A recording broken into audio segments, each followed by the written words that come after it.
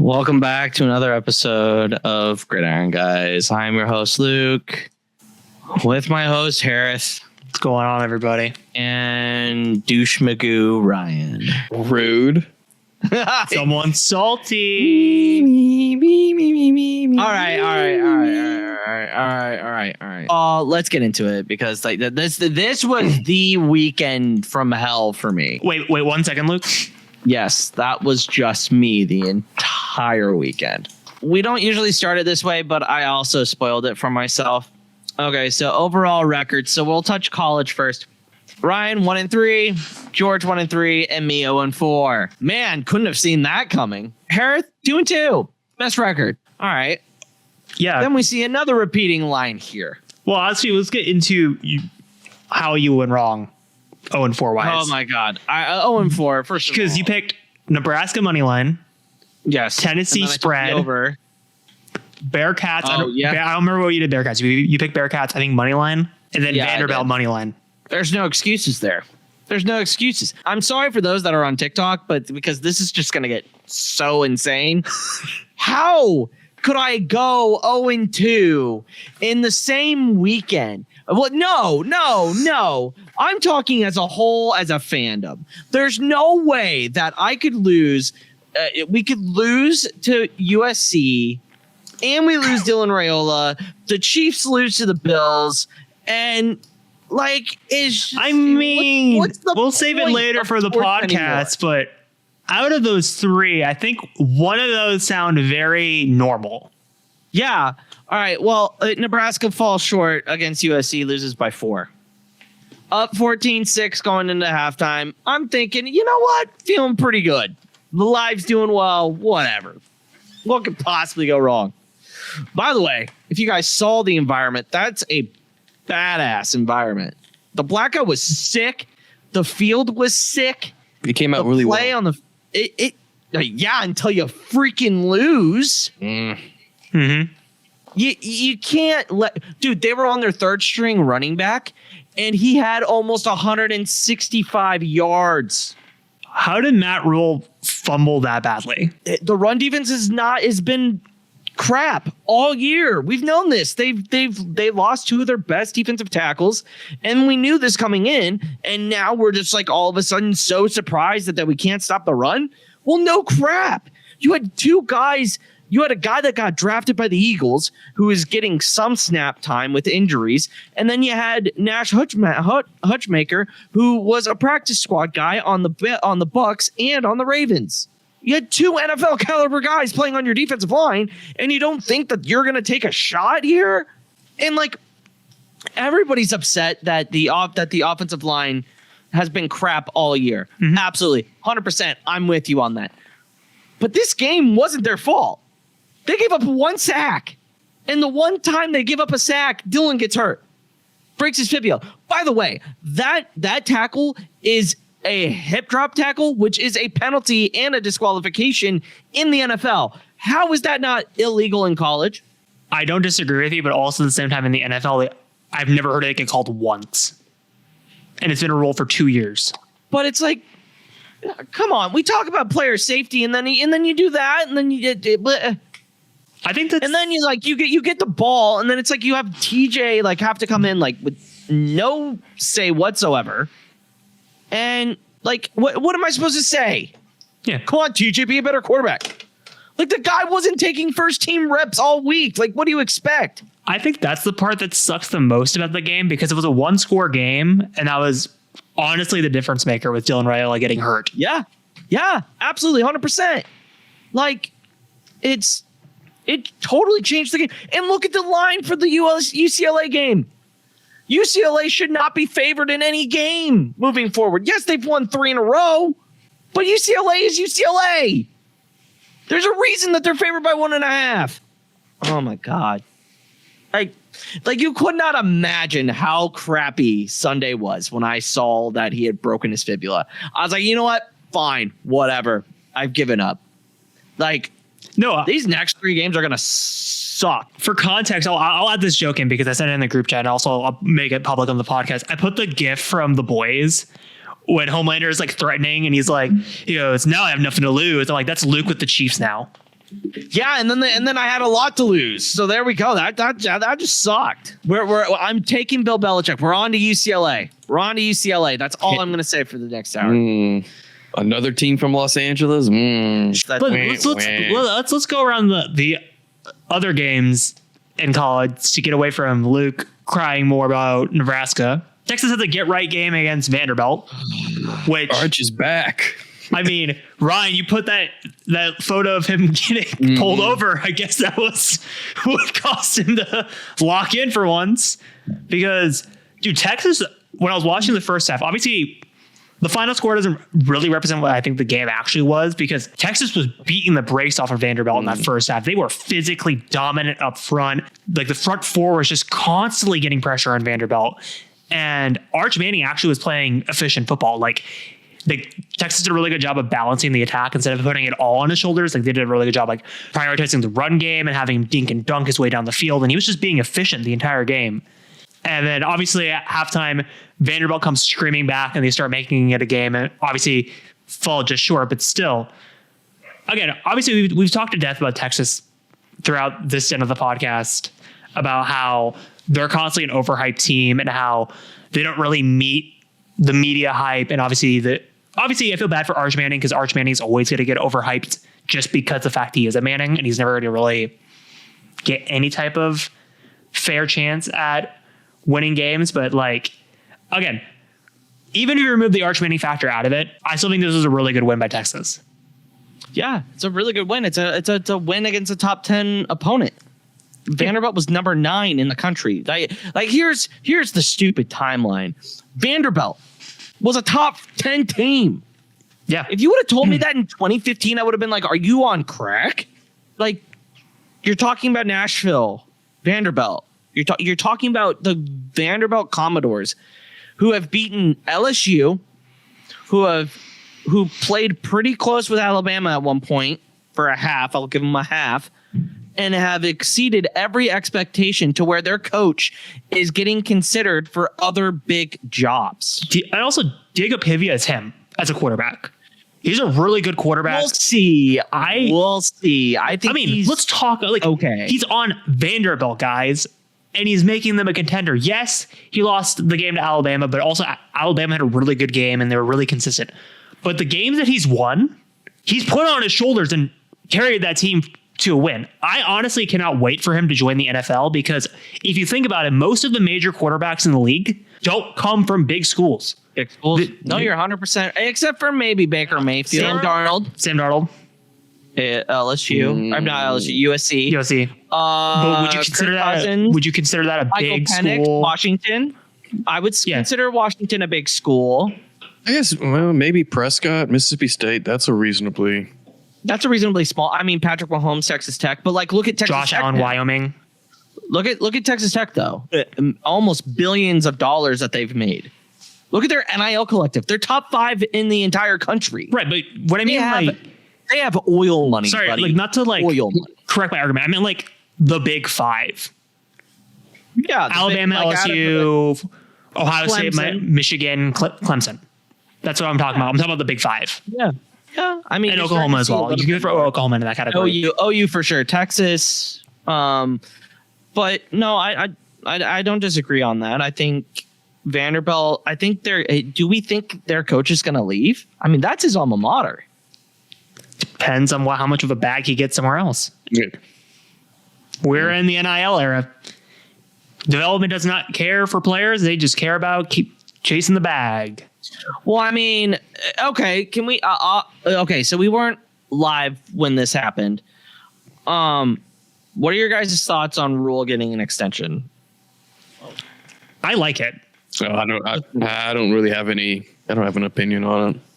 Because, like, Rule could have easily jumped ship and ran to Penn State without any type of, I mean, Nebraska fans would have hated him for it, but I don't think media-wise, I don't think he would have got any flack for it. I think most people would have been like, oh yeah, understandable, because Penn State, that's his alma mater. Penn State also has been known for developing linebackers. He could have had that impact on players early. He could have brought Royola with him, like, and could have made the same effect. But the fact that he chose to stay with Nebraska, I think speaks volumes about him as a coach, because he's choosing his players over potential program development. Well, and here's the thing, right?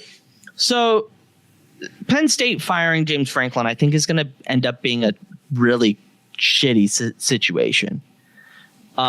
Because I don't think they have enough money to outbid LSU or Florida for Kiffin. I think Kiffin, again, and we talked about this last week, Kiffin would be my first call. Mm-hmm. You have to throw a lot of money at him. And here's my question to Ryan. Does LSU have that money? The boosters have that money. Do you think they'll pull the trigger on Lane? How much is Lane making right now at Ole Miss? Do we know that? It's a good question. Let me look it up. Ole Miss. Annual salary of $9 million. Bonus is $2.6 million a year. I think that's for bowl wins, making the postseason. If he's fired without cause by December 31st, 2025, the university would owe him $36.6 million buyout. Does LSU have $36.6 million to do that buyout? I mean, wasn't Brian Kelly's contract $47 million? No, the buyout was $52 million. They can afford. Yeah. So, and I don't think so, because they got it. Well, think about this, Harith. If Brian Kelly if Brian Kelly takes a job, even in media or he gets another head coaching job, LSU's on the hook for the rest of his buyout. But here's the thing, I don't think Brian Kelly's going to get a media job after the way he got dragged through the mud by every single coach and player. Right before I hopped on, somebody was reporting that there are now odds of Brian Kelly taking the Arkansas job. It's very low odds. It's not he's not the front runner. Would that be fucking hilarious? Yeah, it would be.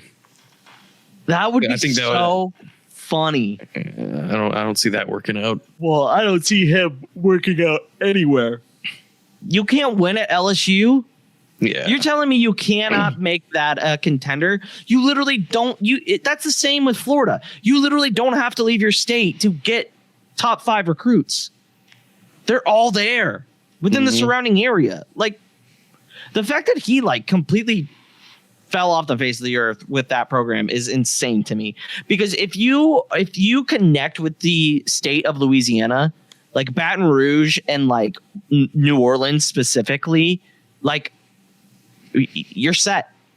That's why Coach O stayed there for as long as he did. And I think the AD made a crappy decision firing him. But Luke and I were talking about it off air, off the podcast. It's granted, it was off the field stuff as well. In the modern era of college coaches, you have to be a player's coach. There is no any way around it. You have to be a player's coach in the NIL era, because if you're a hard ass coach and you coach tough and you coach hard, players aren't going to stay at your program. They're just going to go, all right, I'm out of here, and just leave and go somewhere else and get a bag.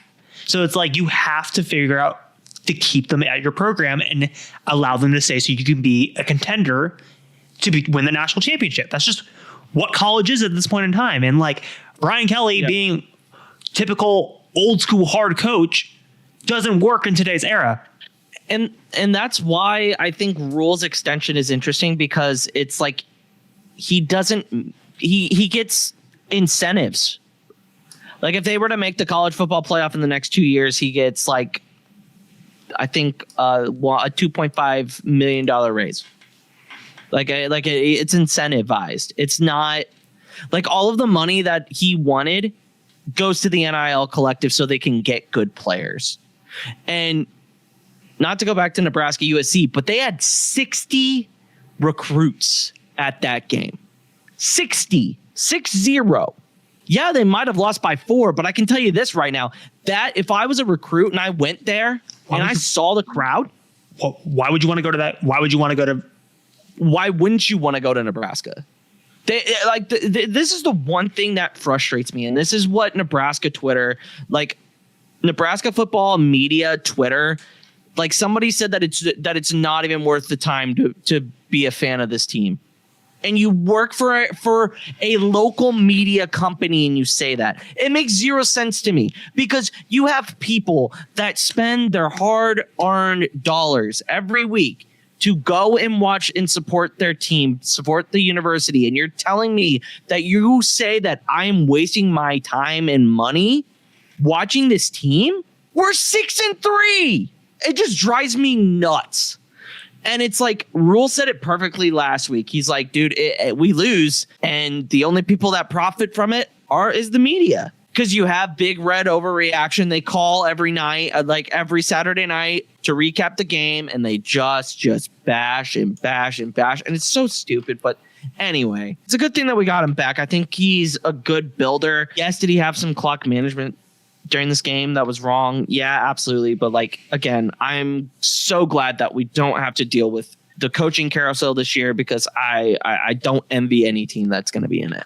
Right. And like, I forget which head coach was talking about it at a press conference, and they were talking about like the fact that colleges are willing to buy coaches out now. Just like, it just speaks volumes, because it's like, yeah, it doesn't take much to get fired in college anymore. Like 1 or 2 games that are just go bad and you're gone, just like that. And it's like, again, like, I think the gap between the NFL and college is just getting smaller and smaller and smaller every single year. It's just becoming a mini NFL. Like, that's the point of this whole thing. It should be the G League. That's literally what it should be. Like, the NFL should prop up college football and vice versa. You're getting all of your talent from college football. Okay, I know this has been said a million times. I've always thought, with the way that the Pro Bowl is falling off a cliff, why don't they make the Senior Bowl the Pro Bowl and give it that media of attention? Like, the NFL should host it and prop up these players, because they will be players in the NFL. And then also, that gives players that are up and coming that aren't on other teams' radars the chance to get on these teams' radars and get the media attention from fans. Yeah, 100%. 100%. Look at how many good players, like you said, don't come out of the group of 5. Like that come from small schools like Ryan's. Ryan, you guys have at least one NFL player, right? I don't know if we're any active, but I mean, we've had some, and I can pull up names to talk about later, but like we've had some, but like 70s and 80s and 90s. Yeah, but that's still getting. Yes, it's not recent, but you know what I mean. Like, Jerry Rice went to freaking, what was it, Mississippi North South? I don't know, some Mississippi school, right? Cooper Kupp went to Eastern Washington. Yeah, exactly. Like, if you're a dog, you're a dog, and if you like, you don't have to have nationally televised games anymore to get your name out, especially with social media nowadays. It's like they can just get it out of a hat. Luke, you would like this. One of the players that came from my school, Kansas City Chiefs Hall of Famer Joe Delaney. Oh, yeah. There you go. See what I mean? Hall of Famer, didn't go to a top 5 program. Look at that. You can make something of yourself. Anyway, Oklahoma, again, with YouTube TV. By the way, YouTube TV and Disney, can we please figure it out? Can we please figure it out? Please. Because honestly, as a Husker fan and a Chiefs fan, I don't have any games on your guys' network, but I would love to watch them. I would love to tune in. But if you guys can't figure it out, oh well, not really a big deal to me. I'll just watch the teams that I want to watch on the networks that I want to watch them. I'm not paying extra money to go to your app and watch a game. Right. And it's I'm also not gonna do it. I also don't, because I think a lot of people are talking about, like, it's weird. It's like people are trying to side with like either the $1 trillion corporation or like the $1 billion other corporation. It's like there is no hero in this situation. No they both suck. Like Big Cat talked about. The only person that loses in this situation, in this scenario, is the consumer. And here's my thing. I watched a little bit of that game on somebody else's TikTok live. Like, that just happens. Yeah. It happens all the time. And it's like they're just forcing people's hand into piracy.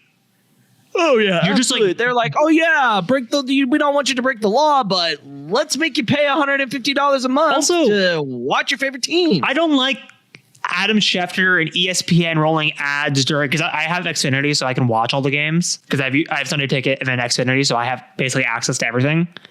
And they were running ads being like, go to this website and complain to YouTube TV so you can get it back. And it's like, that's so exploitative and it feels wrong. And I don't think, and here's the other thing. I don't think, so like YouTube TV was like, yeah, we're standing up. Are you? Are you just, are you sure you are?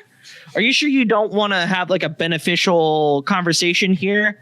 Because if you really cared, you'd try to make a negotiation that works for everyone. But you don't want to do that because at the end of the day, you want to make money. Right. Like literally. Because like people siding with Disney, I don't get. Because they're like, well, I can just get Hulu Live TV. They own Hulu. Oh, I can just get Fubo. They own Fubo. Oh, I'll just subscribe $30 to ESPN app. That's what they want you to do. Yeah. Because I guarantee you, within the next 2 to 3 years, Disney's going to try to pull their way off of DirecTV and Xfinity and force people to go on the ESPN app. That's what they want you to do. They're trying to kill cable at large and get you to pay for their streaming service because they know NFL fans and NBA fans and college fans will pay for it. Yeah. Well, not if you see, like, here's the thing. That's not really the thing. Well, Ryan can probably talk about it more because his conference is lockstep with ESPN. Like, it would be totally different if they completely did away with all of that. I don't think ESPN could afford to do that. There's too much cable. There's too much prosperity in what they have right now to have them push a streaming service like that. I don't know. Anyway, Oklahoma, they win miraculously. Brent Venables kind of shoves it to Josh Heupel. From what I saw in the box score, it looked really, really interesting. Again, I don't have much to add to this because again, I wasn't able to watch the game. Yeah, this was another blackout game, wasn't it? This was Tennessee's blackout game. Yeah, black and orange is a horrible color combination. No, actually, I really like that. I was color. gonna say, it works. I like those black uniforms. Those are sick uniforms, and I think it's so funny that Adidas is going, like, Tennessee is going back to Adidas after like 3 or 4 years of Nike. Like, think about this. Nike used to be the premier clothing brand of everything. Mm-hmm. Look at the success that Adidas has been doing the last couple of years. I mean, look at Patrick Mahomes specifically. Do you think, obviously, I think it's out of the realm possibility because I think Nike has too much of a death grip on it, but Adidas could eventually come back to being the NFL's main supplier. It's gonna have to. It'll be a while, I think. Here's what I don't like about like Nike being like the owner of like NFL merchandise outside of Mitchell and Ness, who does like throwback stuff. I wish it was kind of like what it was back in the day where we had like 3 different major manufacturers doing stuff, because like, I'm sorry, I like Nike, like what they're doing with jerseys lately, but it's a lot of merchandise in the NFL just looks so samey, dull, and boring. Yeah. Like if we had like different people making like sweatshirts and like that kind of stuff, I think it would be interesting and like we would have competition. Mm-hmm. Like I just don't like the NFL just giving one thing to just one brand. But anyway. Yeah. Any either of you got any takes on this game? Ken, I didn't watch it. John Mateer's a dog. Yeah. When he's healthy, he's really good. SNU beats Miami in an OT thriller again. Couldn't watch it. Watched the highlights of it an hour ago. Oh my God, that was an insane game. Miami was making some bonehead coaches decisions. Like at the end of the second quarter, they had the like at 4th and goal on their own 2, and they decided to kick a field goal. Well, I'm like, why didn't you go for the kill at that point and like go up by 7? Because on the next play, obviously SMU fumbled the ball and they recovered. Obviously they overturned it, but it's still like at that point, even with the overturned call, SMU is feeling down because it's potentially a 21-point swing. Yeah. Instead, they get the call overturned and they're only up by 3, and SMU drives down the field and scores a touchdown. And it's like, that's what causes SMU to start going in the game. And obviously I'm not following SMU like rigorously because obviously UW, but like from what I saw in the game, dude, SMU's secondary is insanely good. Yeah. They're insanely physical. They were getting takeaways that they shouldn't have been getting in the game. And you're just like, holy shit. Like, because like for me, I always kind of like thought SMU was like, oh, they're just kind of a stereotypical ground and pound team. Like they're going to beat you on the run and they're going to stop defensively up front. Like as I always kind of thought stereotypically SMU was. Not in this game. They were throwing the ball down the field, slinging the rock, and beating people in the pass coverage up front. And I'm like, that was insane. And then like there's also another choice when going back to my rant about them going for it instead of kicking the field goal instead of going for it. They were 4th and 2 on their own 30, and they decided to go for it and don't get it. So it's like, why didn't you go for it on 4th and 2 and potentially swing the momentum of the game, make them feel down on themselves, and go ahead in the half? Instead, you are like up by 4 and you go for it. It's like, what are you doing? Yeah, Miami just lost that game. Ryan? I didn't get to. I watched a little bit at the start, so I didn't get to watch all of it. I didn't. When I looked over the stats, I was actually surprised to see SMU wasn't ranked. I didn't realize they were 5-3 going into this. Mm-hmm. Yeah, I don't think we really talked about this game last week in prep. No, not really. SMU. Yeah, you have to remember SMU was a playoff team last year. Mm-hmm. So which is what surprised me. Yeah, because we had the horsey playoff game last year, Boise State versus SMU. Oh yeah. No. They played Penn State. It was a Penn State game. Oh, it was Penn State? Penn State, SMU. Yeah.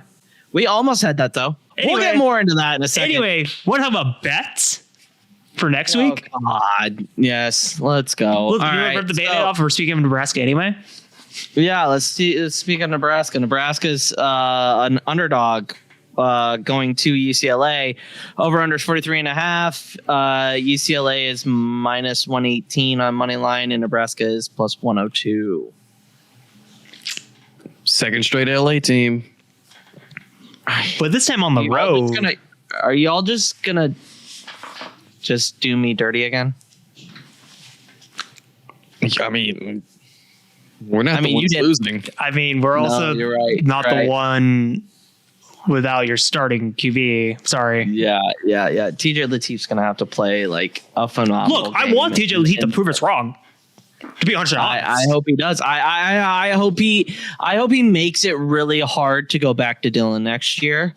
And like if he wins the next 3 games and he looks good doing it, he's gonna get a bag somewhere, or he's gonna be the starting QB. So hard. Anyway, do we have to jump around the schematics to going in a circle? Are me and Ryan taking UCLA, and then you're taking Nebraska? I'm taking Nebraska money line 1.5. Like we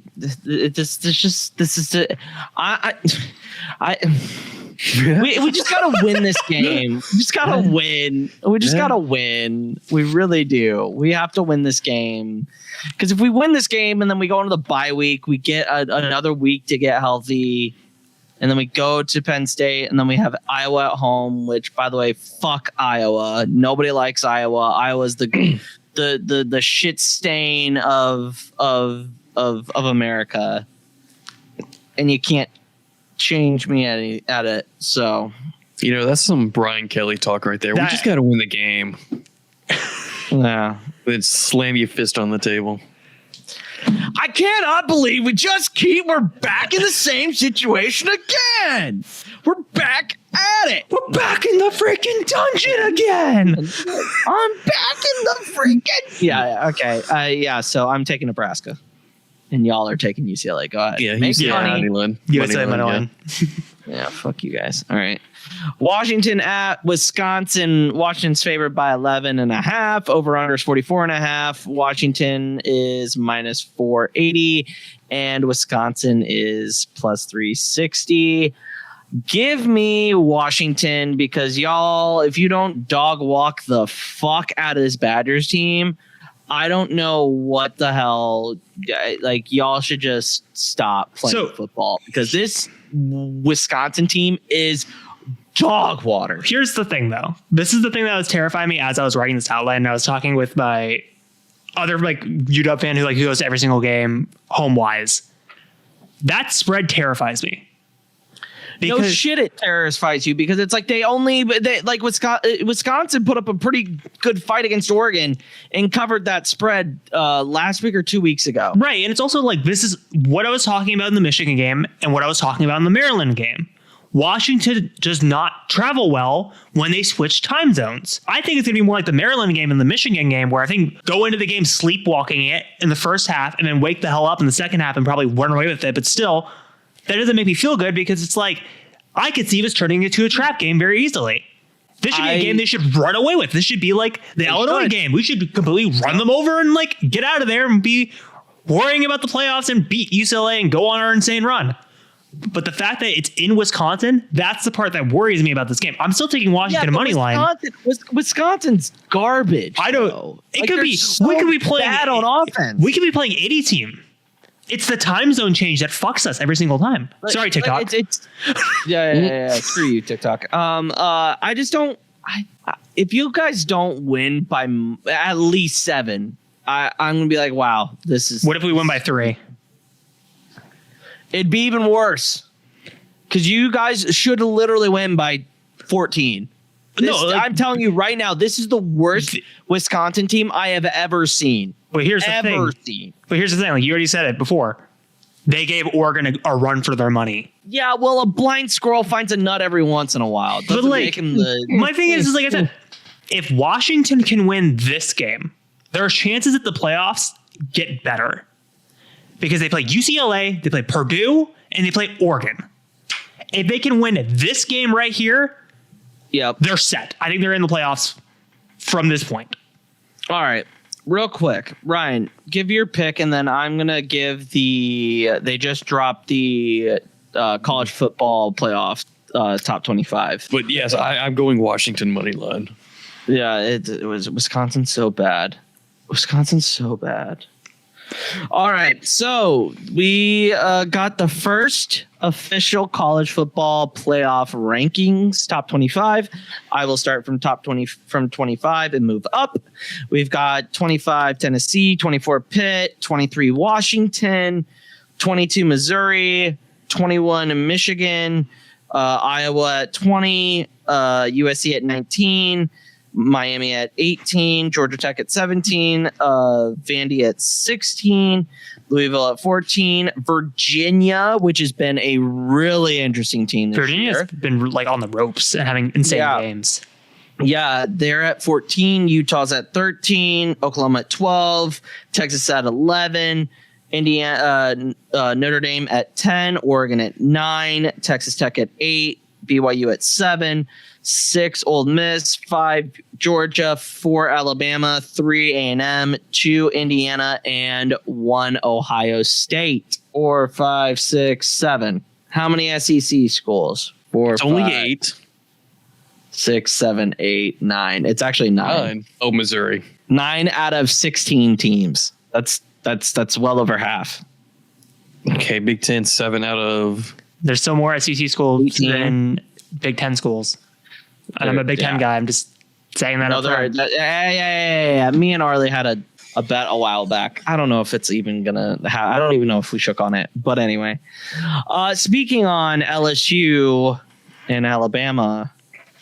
Alabama's favored by 9.5. LSU's the over under is 49.5. Go ahead, Ryan. Dude, and LSU's on the up and up. They just announced their new president. First day on the job, he promoted the interim AD as permanent AD. So they're on the up and up. Okay, so you got to give me some background here. Is this like what's this who is the what is the deal here? Like, where are we at? What do you want to know? I guess do you want me? I don't know his entire backstory. I know where he's from. He's originally where's he from? He's the president of McNeese, and he graduated from Nicholls State. So he's a Louisiana guy. Okay. All right. So probably a very big jump from McNeese to president of the entire LSU system. So Oh, that's fair. What about the interim AD? Is he good? I mean, he's been there for a while, but he was the guy or one of the guys where during LSU's previous presidential search actually stepped down from the search committee because he did not report domestic violence within his team. Like a domestic violence report, like one of his players, like I guess couldn't it came to him and he didn't actually report it. So we'll see how that actually goes. Oh, all right. Yeah. I will say I did see on a tweet, I think it was yesterday or today, he commented on like their goals for a head coach, and they said head coaching experience was preferred but not required. And they were willing to wait. They were willing to go after college football, like the playoff coaches.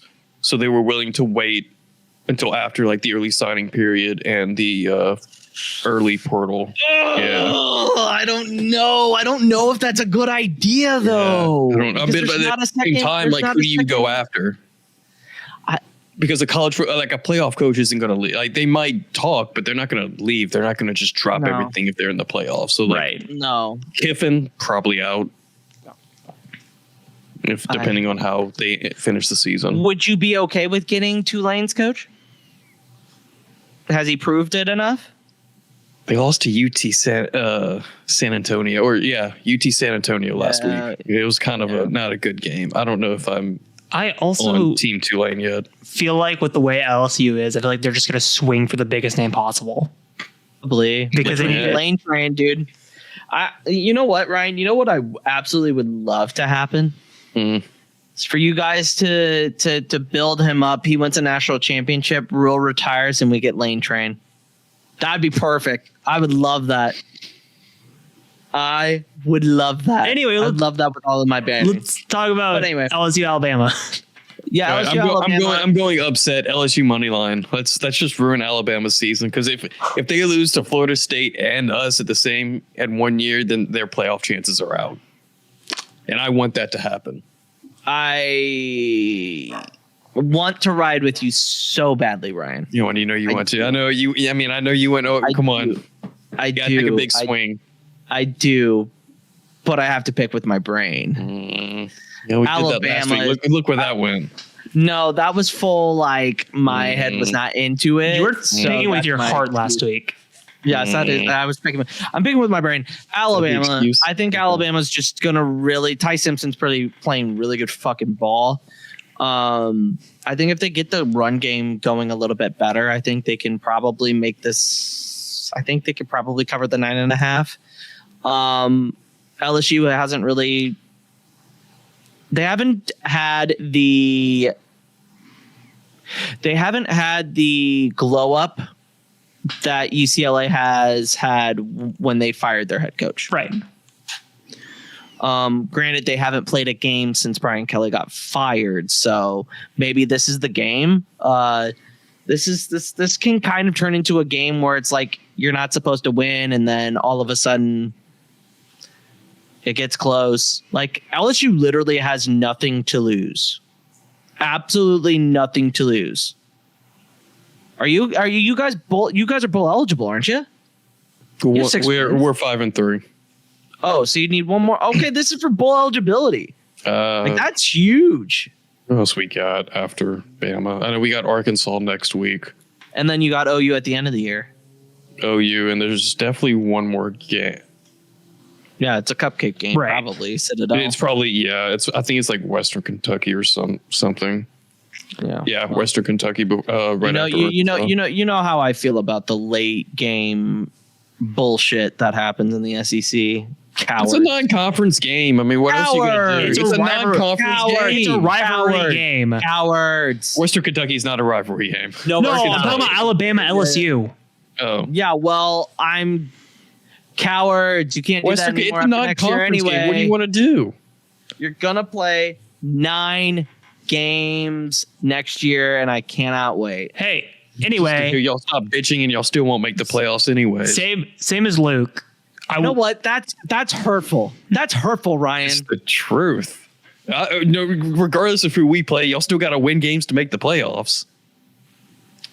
We do have to win games. Anyway, Harith, Yeah, I'm also riding with Alabama regretfully. Like, look, Ryan, nothing I would love more is for LSU to piss off and spoil DeBoer's playoff run. Trust me, as a UW spiteful fan who's mad at DeBoer going to Alabama, I would love it. Like, it would be the greatest weekend ever if DeBoer lost and he doesn't make the playoffs. However, I have to pick my brain. I have to pick Alabama. I'm sorry. I don't want to pick Alabama, but I have to pick Alabama. Tyson's is playing like out of his mind right now. He's probably going to win the Heisman this year. Neither am I. Harith, are we sure? Are we sure? I was going to say, before we go on, I pulled up Nebraska's schedule. I know y'all don't have anybody in the latter half, but y'all scheduled Houston Christian. They play in the parking lot of a CVS. Shut up. CVS. They definitely do. No, he's not joking. No, they do. Hold on. No, they literally have a CVS that's like catty corner from the field. Y'all better boat race them, I swear to God. No, we don't have them in the later. We don't play cupcake games in November. Don't. We play them early, which is how you should do it if you're going to do it. Do it early. Anyway, you want to move on to BYU Texas Tech? Okay, are we sure that line's correct? I'm sure that line is correct because I looked on FanDuel earlier when I made all these. 9.5? 9.5 is the... That is insane. Jesus Christ, look at the CVS. Anyway. That's a CVS. They don't even have visitor stands. And you know what? Schedule them. Oh, yeah. Okay. Whatever. Well, at least we didn't do it at the end of the year. That's the thing that I have the problem with the most. Anyway, we got BYU at Texas Tech. College game day will be there. I believe the guest picker will probably be Patrick Mahomes, if I had to guess, because the Chiefs it's on their bye week. So yeah, probably. Mahomes will probably be the guest picker. Texas Tech is favored by 9.5. Over under 52.5. BYU is playing good ball though. I love this Texas Tech team. Mm-hmm. I love this Texas Tech team.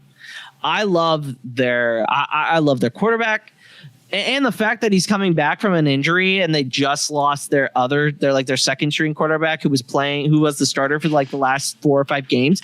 He tore his ACL, if I remember correctly. And he Morton's coming back and he's going to play. Like, dude, I'm going to take Texas Tech money line because I don't know. I think that spread is that 9.5 is crazy to me. Yeah, not even BSing you. Here it is on FanDuel. That's crazy. No, I'm taking Texas Tech money line. I really want the private school Mormons to win just because of chaos, but they're not going to be able to comprehend what they see at Texas Tech. I got Texas Tech. Dude, the fact that they don't allow them to throw tortillas anymore is such a shame. I mean, if I'm a BYU fan and I go to that game, I'm packing tortillas. No, for sure. I mean, it makes you think of the interview with Baker Mayfield where he talked about when they beat Mahomes in Texas Tech, he picked up a tortilla off the ground, ate it, and he's like, that's probably not the smartest idea I've ever did in my life, but you know what? I enjoyed it. Is this their first home game since they actually made that rule? Yes. Oh, that's not going to be followed at all. No, college students are going to college student. Not a top 5 game. Absolutely not. Absolutely not. They will take the 15-yard penalty and a $100,000 fine. I'm smuggling tortillas if I'm BYU. If anything, Patrick Mahomes will cover that fine. Don't worry about it.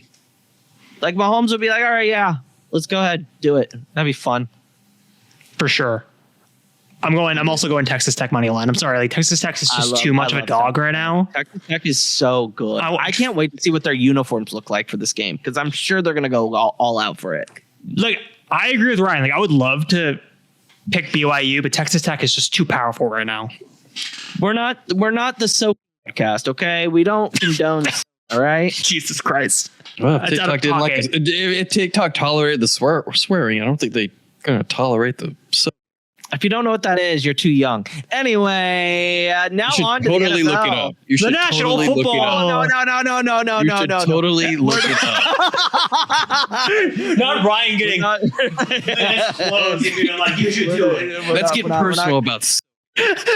Oh my God, no.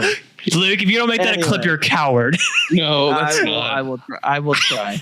All right, around the league, week 9, NFL Bears. This is so sad that George is not here for this game. That neither George or Char are here to get their commentary. That game.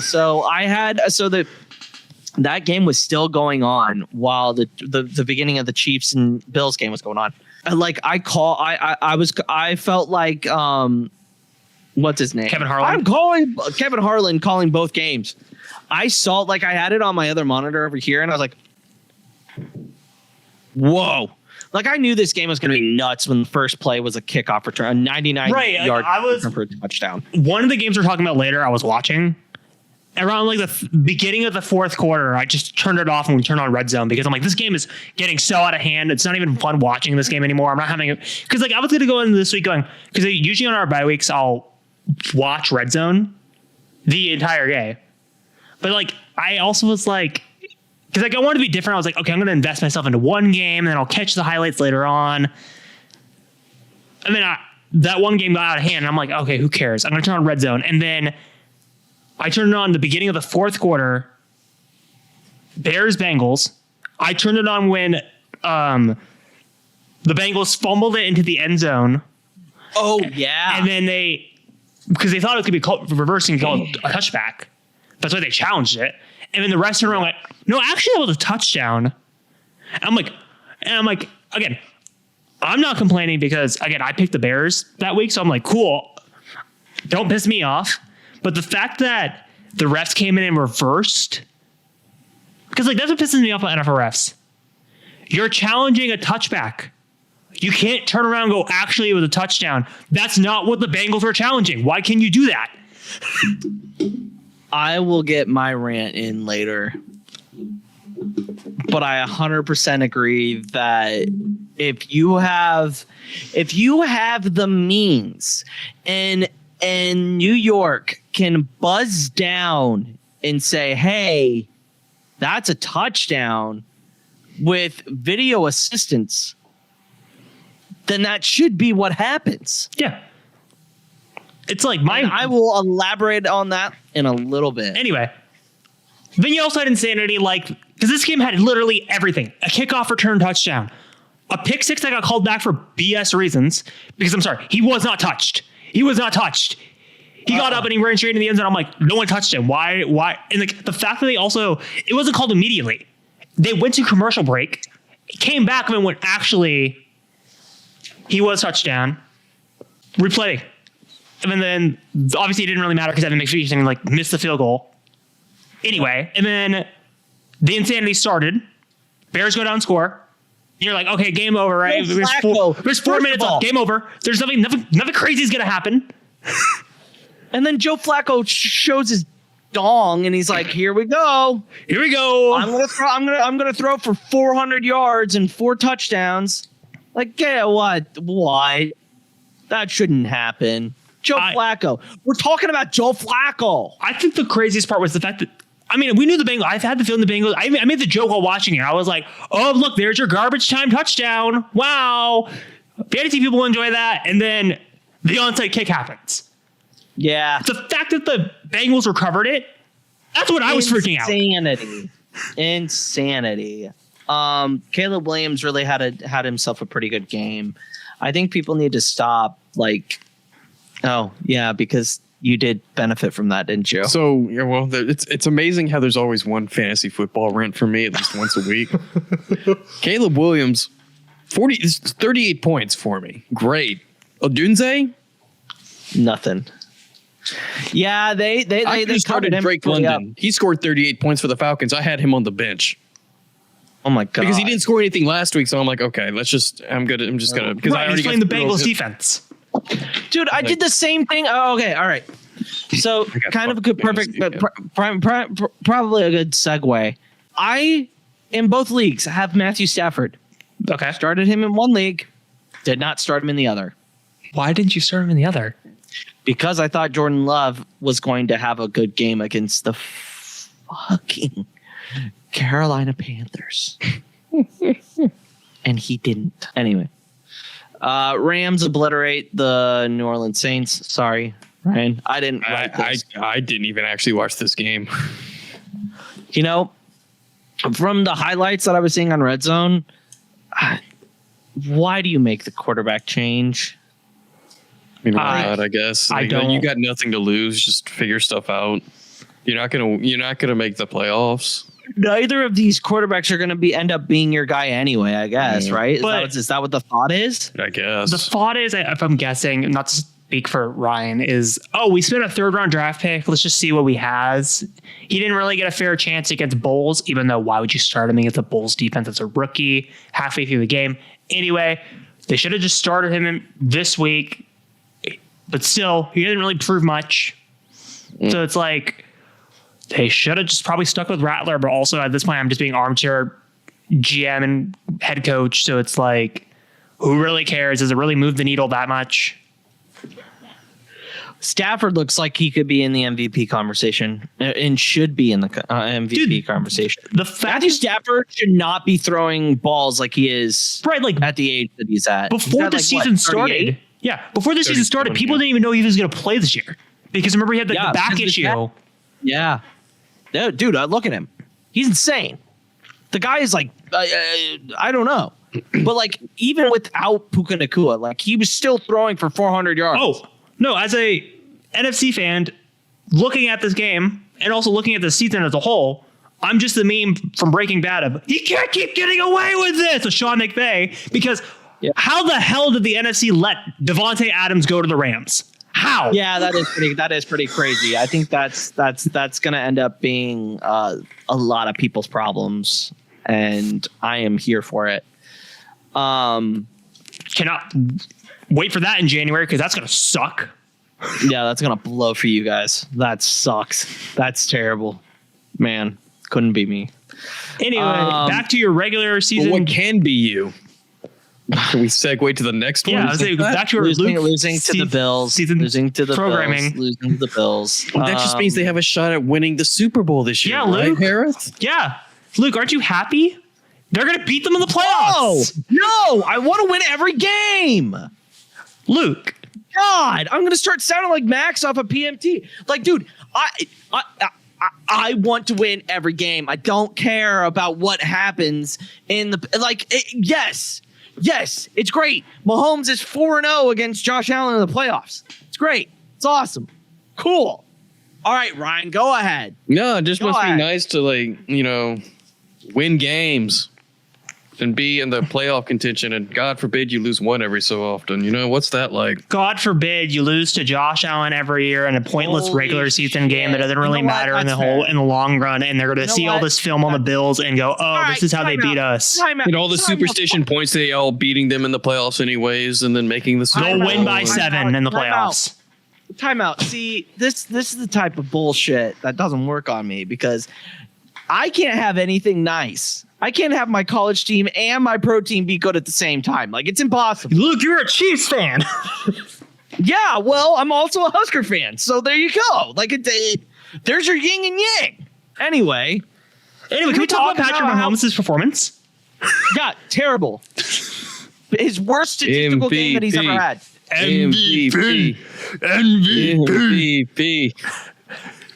That's just why they play 16 games. Oh, by the way, you have someone in the chat egging you on saying the Chiefs are going to lose 2 more games this regular season. And they're not going to lose 2 more games to the fucking Broncos. Let me tell you that. They're dropping one of them. I'll tell you that right now. They're going to drop at least one of those 2. No, they're not dropping either one of those. We are coming off of a bye week. Does anybody understand what happens to Andy Reid when he comes off a bye? No, I'm not proving you wrong. I think they're going to win the following week. I think the one later in the season fucking fine. On Thursday Night Football, they're going to lose that one.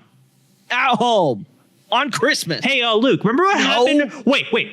Luke, 2 years ago, Christmas Day, Las Vegas Raiders in Arrowhead. You cannot use that argument. They have lost before on that stage. I don't give a shit. But you still got the Colts in a couple of weeks. They still got the Colts too. Dude, they got boat raced by the shitty Steelers. What are we talking about? Also, Luke, do not use the argument of, C. Spagnuolo has not given up 100 yards to a rusher in a long time, because he did. James Cook had himself a good game. Okay, can we talk about how they can't reverse intentional grounding, even though the ball was tipped, and by rule, that's a dead ball. Oh no, I was joking about it to my family of like, see, don't they give the Chiefs every single call? Yeah, by the way, fuck all of your guys' narratives. I don't give a shit. They do not get all of the calls. Who's They we? do not. I'm saying that to the TikTok people because that's constantly what they say in all of my lives. Oh, look, the Chiefs get bailed out again. Here we go. Like, no. Absolutely not. That narrative is dead. It's been dead for 3 years. It's been dead for 3 years. They've been the most penalized team in the NFL. They have the number one most penalized person in all of football. Yeah, Jawan Taylor. So you're meaning to tell me you're meaning to telling me that the Chiefs don't get calls, or they do get calls? Yeah. Also, speaking of narratives on the Chiefs, I'm actually gonna defend you on this one, dude. If Mahomes pulled what Allen did with his fake acting of like putting his head back, NFL Twitter would be on fire. Let me would be tell on you this. fire. When he threw that one ball and then got hit out of bounds, why is that not roughing the passer? Like I Why is hate that the not whole roughing the passer? I hate the whole narrative of Mahomes gets every roughing the passer call. He gets every late hit. Mahomes is an actor. He uses the sideline. He abuses it. So does Josh Allen. And no one Josh calls Allen him is out on just it. Bad. Josh Allen is just as bad, if not worse, than Mahomes. Like, Josh Allen complains more to the refs than Mahomes does, and that's a lot. Yeah, it just sucks losing 4 in a row, or not 4 in a row, just losing 4. We're 5-4. Luke, I'll be 100% honest. Here's the thing. We got the bye, and then with the rest of our schedule, like I'll read it off. We'll play this game. I really don't care at this point. Like, we'll just go through it. Okay. All right. So we got at Broncos after the bye. They'll win that one. Mile High. They'll win. Ryan put up an L, but I agree with you. It's going to be a W. Colts at home. 50-50. At home. 50-50. At Cowboys. They should win that game by a lot. We should win that game by 3 touchdowns. Probably will be an L because I just said that. Was it in Dallas or in Kansas? It's in Dallas. Because Thanksgiving. Yeah, I figured. Yeah, Thanksgiving. Home against the Texans. Good defense. That's a win. Low scoring game. That's a win. Win. Versus Chargers at home. Win. Revenge game. If both tackles were there, different argument. At Titans. Win. They should dominate. Broncos Christmas Day in Arrowhead, win, and then at the Raiders to end the season, that's a win. The Broncos game and the Colts game are the only two that I'm potentially you should be worried about. 3, 4, 5, 6. If they win out, they're 7-4, right? Am I reading that right? 7-4? Wait, no, I'm an 13-4. That's 13-4. Sorry, math is hard. God, do you think they win 8 straight? They could. I mean, a lot of crazier shit has happened for the Chiefs. Not to be boasting, I'm not doing this as shit talk, Luke. Luke, there's another team that had a similar run after the bye and won 8 straight and won a Super Bowl. It was Tampa. And everyone said they were dead. Remember, they were counted out of the playoffs at that time. I think the game that I'm most worried about is next week's game against the Broncos, because the Broncos have been playing really, really, really damn well on offensive defense. That's the one game that kind of worries me. Everything else, I feel like we have a pretty good chance of winning out, and still they need to win. I don't care if they lose to the Colts. That's fine. They have to sweep the AFC West. They have to. I still think Denver is going to win one of those games, and that still drops you to 11-6. You will still make the playoffs. Yeah, but we'll be a fucking wild. Well, you'll be a wild card. We haven't been a wild card team. And here's the other thing: the Chiefs haven't missed the playoffs since 2015. They're not going to miss the playoffs. I'm telling you that right now. I know they're currently in the bubble, but they're not missing the playoffs. I will tell you that right now. People are going to overreact. I know it's not Monday, but it's going to be overreaction Monday. People are probably burning the house down, but look, as much as people are sick of the Chiefs, if you write them off, you're stupid. I'm going to just say that right now. No, 100%. So Bills fans, enjoy your midseason Super Bowl, because we'll see where you guys are at in January. when they and don't come at me because Mahomes has beaten you 4 straight times. Once on the road at your guys' place, which is supposed to be, this is a hostile environment. What it ended up happening, you guys couldn't kick. You know what would be awesome to go up by 2 scores. Luke. We came back. By the way, the fact that Sean McDermott didn't punt the ball and went for the field goal and it doinked, and Mahomes almost got a miracle. I was screaming at my TV. Think about that. If they complete that pass and they go down and score and they end up losing in overtime, no, Luke. Sean McDermott should be on the hot seat. No, I was going to say, them kicking the field goal there was stupid. It was absolutely. one of the, because my dad and I were arguing about this, and we were like, I was like, if I was a head coach, you go for it in that situation. 4th and 2, you have Mahomes on that sideline, because if you miss that field goal, he gets the ball exactly there. You know what happened? He got the ball exactly there, and he converted on a 4th and 17. Yeah. And almost came back into the game. Yeah. You know what it makes me think of? Again, sorry, before my time, but I remember watching a lot of NFL films on this. Do you remember the time where Bill Belichick went for it on his own 30-yard line with less than 2 minutes left in the game because he was so scared of Peyton Manning, and they got it and they won the game? It's one of those games. It's one of those games. You have to set the tone 100%. and control the ball. 100%. So anyway, going back to what you were saying earlier about Bills enjoying their midseason Super Bowl. Luke, I'll give you another thing you're going to enjoy from this. I know you wanting to win all the games and have first round bye. Here's this scenario. Kansas City goes to Buffalo, right? In the wild card round or in the divisional, right? And they win in Buffalo. You know what that means? You win the last game ever in Highmark Stadium. They blow up the stadium after the game is over. Oh, that would be so sick. And that'll be Buffalo's last memory of the stadium. That honestly, you know what? Bravo, Harris. You actually made it into. Well, now that you brought it up, What, Ryan? I'm going to say the opposite will happen. You think it's going to make the 2006 AFC Championship and Allen wins his first? We'll see. I don't know. It was just an overall terrible game, and Carl Schaefer should just be taken out back and retired, because he is the worst. He is literally the worst. I hate him so much. I despise him as a referee. He's the worst. He looks like a fucking. Oh, doesn't he have isn't it proven that he hates the Chiefs? He hates the Chiefs. Yeah, yeah. Whatever. It's fine. You can't blame the refs. You got to be able to. First of all, you can't go out in the third quarter and lay an egg in that first drive. You can't go 3 and out. Yeah, especially when you're down. Anyway, Vikings bully the Detroit Lions 27-24. Is JJ McCarthy a good quarterback? Dude, JJ McCarthy was playing like he was him in that game.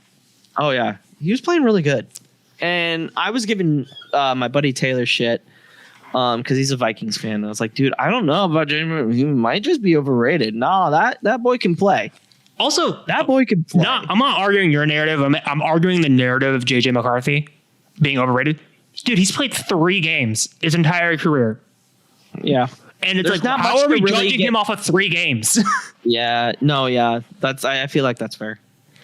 Again, I think the way Kevin McConnell handled Carson Wentz during JJ McCarthy's injury was complete BS, and it was just only made to prop up JJ McCarthy and make him look better. Yeah. And I still think they should have stuck with Sam Darnold, which is insane that I'm saying that in the year 2025, or Daniel Jones, which is insane that I'm saying that in the year 2025. Is it really that big? We'll get to that later when we talk about Seattle. Daniel Jones, yeah, that's a stretch, but for Sam Darnold, dude, that guy fucking put the team on his back last year. Yeah, but anyway, dude, I honestly think the factor for Minnesota, even though we're talking about JJ McCarthy, was not JJ McCarthy. It was the Minnesota defense and their special teams. That's what won them the game. Absolutely.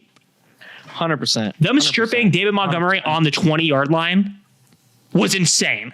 And that swung the momentum of the game. He usually doesn't fumble that ball at all. And then when Detroit went to go kick the field goal and late in the fourth quarter, and we're going to swing the game back into their side of momentum, Minnesota blocking the kick and running it back 90 yards to set JJ McCarthy up 1st and goal on the 10 for the score. That's what won them the game. like a lot of people were like, I was in like a live someone talking about it, and they were talking about JJ McCarthy. They were talking about Justin Jefferson. I'm like, you guys are dropping the plays that actually won them the game. I get I get why we're talking about JJ McCarthy, because him winning in Michigan after being a Michigan Lion, I get the appeal of that. I get him coming back off the injury. I get the appeal of that. I get Justin Jefferson finally having a good game. I get the appeal of that.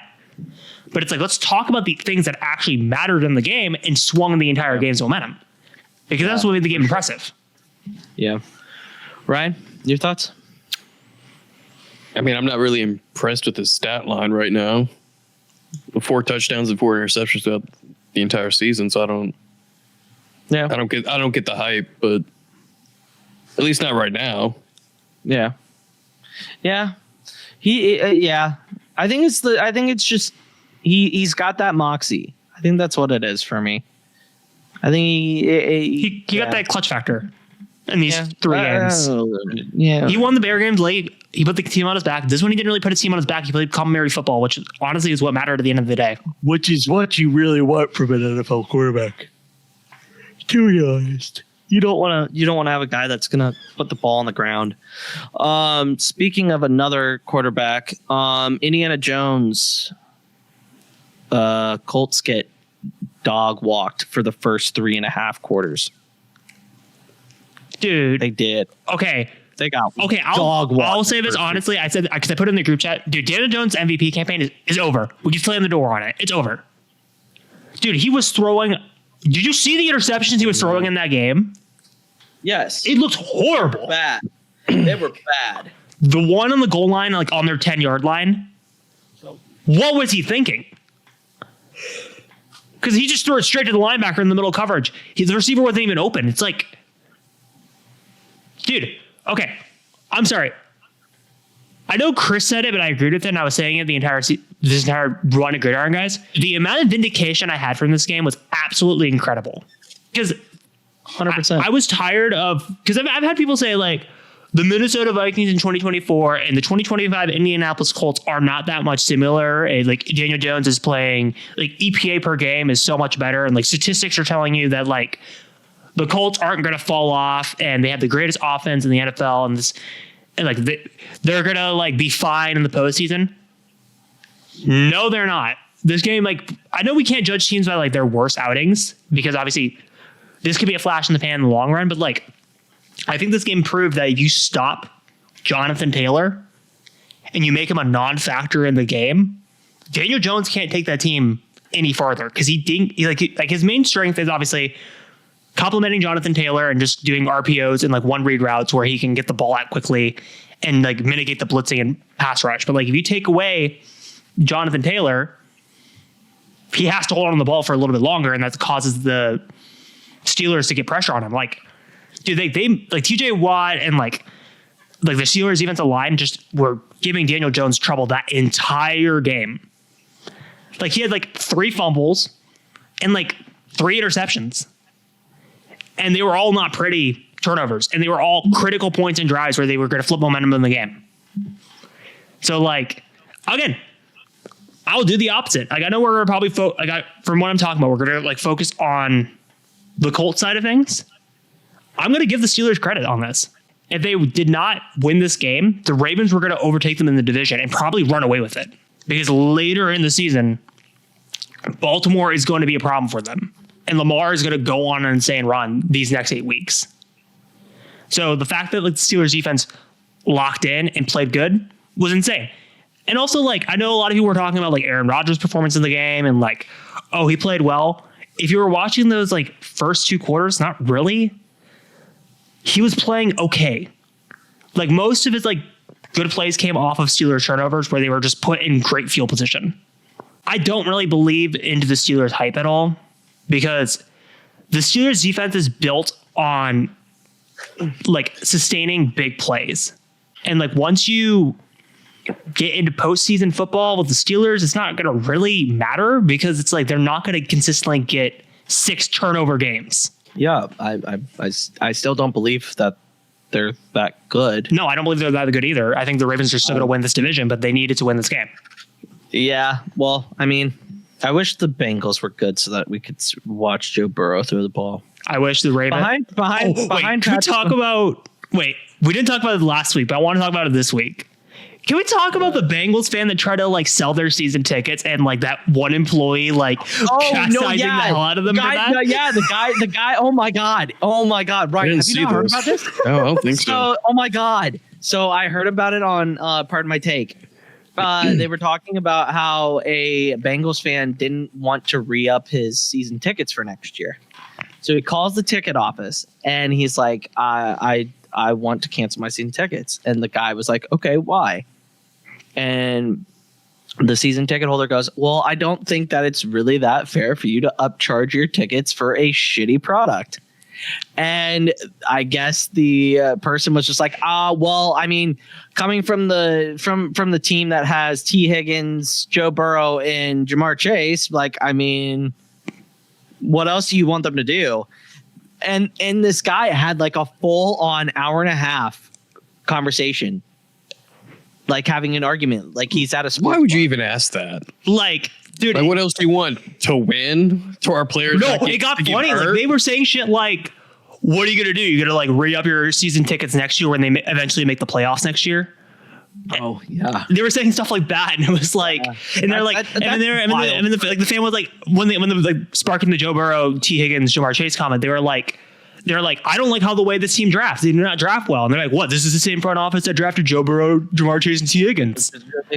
Yeah, well, like, here's the thing: y'all have the worst fucking facilities in the entire NFL, and it's not even close. Like your owner. Oh, people like were joking about like the owner was the white one on guy. the phone like taking these calls as a joke. God, it's great. It was hilarious. I love that. I don't know how I missed that. Oh, it was hilarious. It was comedy. It's so funny. Speaking of NFC South, Dowdle, which, by the way, another fantasy rant, had him on my bench on one of my teams. Had 25 fucking points. So just take me out back.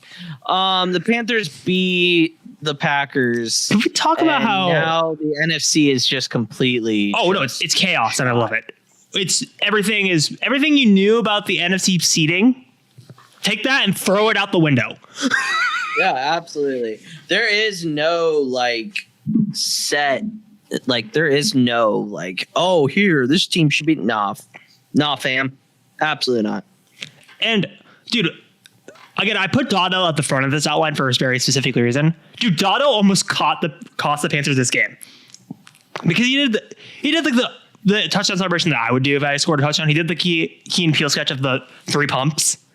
Yeah, and then they did 2 pumps, and then they threw a flag. Oh. And then the Panthers kicker missed the extra point because they would have gone up by 8 points in the game. And then obviously the Panthers defense got to stop there, and it didn't really matter. I mean, the Panthers obviously went down and scored and won the game-winning kick. But the fact that Dowdle almost cost the Panthers the game was hilarious. Because like I was watching the game going, I don't know who I'm rooting for in this game. Because I honestly think after this game, I don't think of it as overreaction. I honestly think the Panthers and Bears are in the running for the 7th seed if the 49ers fall off. I think they're right there. Yeah. So again, I was like, who do I root for? I'm like, I guess the Panthers because I don't want the Packers to get the number 1 seed. Yeah. We'll see. Again, that was an insane game. Like that. These 3 games in a row on Red Zone during 10 a.m. was elite. I mean, you add in the Bears Bengals on top of that. Like every single time Scott Hansen would flip to another game, my jaw was on the floor. Like consistently. Yeah. It was just like, wait, that just happened. Wait, that just happened. What the hell? Yeah. Yeah. It is fun to watch. I will say that Red Zone is very, very enjoyable to watch. Like I hate the cynicism that like, oh, Red Zone can only be enjoyed by people that are betting addicts or fantasy addicts. I disagree with that notion. I'm watching it as a bye-week fan that has no stakes in any of these games. Yeah. Yeah, that's fair. Ryan, any thoughts on Dowdle? No, I don't have anything other than, the Panthers making the NFC South not look too bad. Oh, can we talk about how the fact that Falcons fans were talking big shit about how they're going to win the NFC South and how they're going to like finally overthrow the Bucs just for them to choke against the Patriots and now in third place and probably not going to even sniff second place? Anyway. I just find it funny. I'm sorry. I got to dunk on Falcons fans every once in a while because they talk the biggest game out of the entire NFC South for no reason. Let's move on to the Sunday night game. Yeah. And let's have a serious conversation. Yep. Why in the fuck is Jaden Daniels playing when you're getting beat 38-7? What the fuck was that? Yeah, did him dirty. What is that? Also, what is that? You know what? Just for that, if I was Jaden Daniels' agent, I would seriously, when it comes to talks for his contract negotiation after his rookie deal, leave. Make him the highest paid. We want to be the highest paid quarterback of all time, or we're walking. Okay, but also we're getting into serious talk here again because I was watching the game, obviously, because I live in Washington State. Why would I not be watching the game? That injury was a freak accident. Because at first I freaked out because it looked like on the initial bang bang play, it looked like Seattle was being over aggressive and threw him to the ground. But on the replay, that was an accident because he put his arm down to brace himself off the turf, and that's what shattered his elbow. Oh my god! Yeah, well, literally as you said it, I scrolled through Twitter and saw the video. Like that is so fucking bad. You are down. You are getting your ass handed to you. That entire game. There wasn't a part of that game that I felt like, oh, Jaden Daniels can overcome this. No. The Seahawks just came out and punched the Commanders in the face, and they didn't know how to respond. And now you're going to have at least 4 weeks, if not more. He's done for the season. He's done for the entire season. All right, yeah. There you go. Because, you're fucked now. Again, I'm not trying to brag. God. Benefits of having a person in medical in your family, because we were talking about it as it was happening. Again, when I saw the injury, I thought he broke all the ligaments in his arm. That's what my first reaction was. Obviously, we found out it wasn't all the ligaments in his arm, but even if just with the dislocation of that, he's out for at least 8 weeks because it's not going to have surgery, but you saw it takes 8 weeks for the entire arm to heal. So, again, not trying to be a Debbie Downer, but with the Commanders' record, they're not making the playoffs. So it doesn't really matter. He's out for the season. Yeah, I just don't understand how you keep him in the game. I don't understand that either. But when did that happen? The third or fourth quarter? I can't remember. Fourth quarter, 10 minutes left. Why? The game's over. Yeah. Again, the thing I wanted to focus on. That's a disservice to the fucking player. Right. I agree. I don't disagree with you. But the thing I wanted to kind of hone in on more than the fact then that injury, because again, that injury is definitely the talking point of the game. Don't get me wrong. However, I think it's kind of overshadowing Seattle. Dude, Seattle is really a contender this year. They are contenders, and that's not an overreaction. I've been saying that for how many weeks on this podcast? And you guys laughed at me the entire time on that? I like their head coach. Dude, he's kind of a dog. Mike McDonald, I love as a head coach. Their defense is contender worthy. They've been playing out of their mind. It's back to being like not like the Legion of Boom, but it's getting back to that point to where it's like, ooh, Seattle's got a pretty good defense. Jackson Smith and they have a comparable quarterback who can throw to their best wide receiver and not have anything be so drama filled. Dude, Sam Darnold was playing like, I'm not even exaggerating here. He was playing like Jared Goff last year in the Monday Night Football game against Seattle. He had a perfect passing game in the first half. He went 16 for 16 for 250 and 4 touchdowns. That's crazy. Are you? I get why Jaden Daniels is the talking point and what we started with that, but it's like, holy shit! Like, I'm sorry, why isn't he in the MVP discussion right now?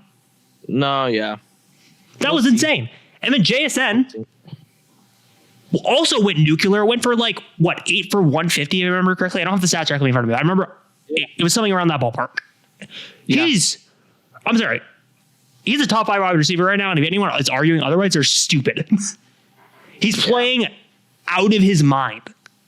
Yeah. So, okay. When it comes to the NFC West, it's honestly 50-50 between this point, between the Rams and Seahawks. And I said this to my family, and I don't disagree with this statement. If you're a Seattle fan, again, I'm going to give you the same argument I gave to Luke last week with the Bills. Wouldn't you want to lose the division? I don't think you're out here wanting to lose the division. No, but here's my point. Seattle is 10-1 on the road.